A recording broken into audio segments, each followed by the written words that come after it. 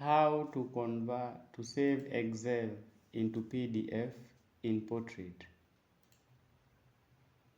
You can see this PDF, it's the same PDF here. I will show you how you can save this PDF, this Excel into PDF. First go to page layout, select orientation, and then you can choose either landscape, but I prefer portrait.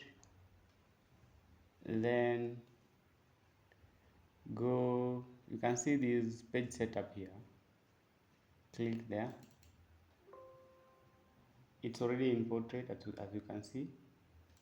Make sure you select fit into one page, go to margins, make sure it is center on page horizontally and vertically. So make sure these two are checked. I would prefer to check this one first so that this will be on top of my page. I'll go to header and footer. There I will not need to change anything.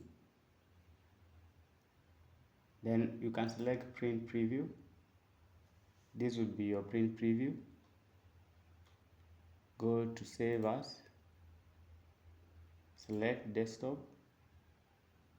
You can see it is daily reports. I will expand this, save as type here, and select PDF. Then save.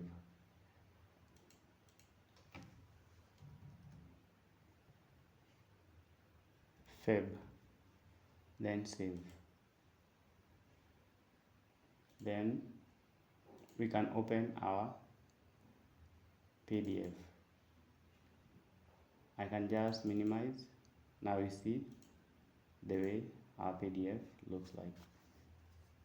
If you like this video, please consider to subscribe to my YouTube channel for more videos like this.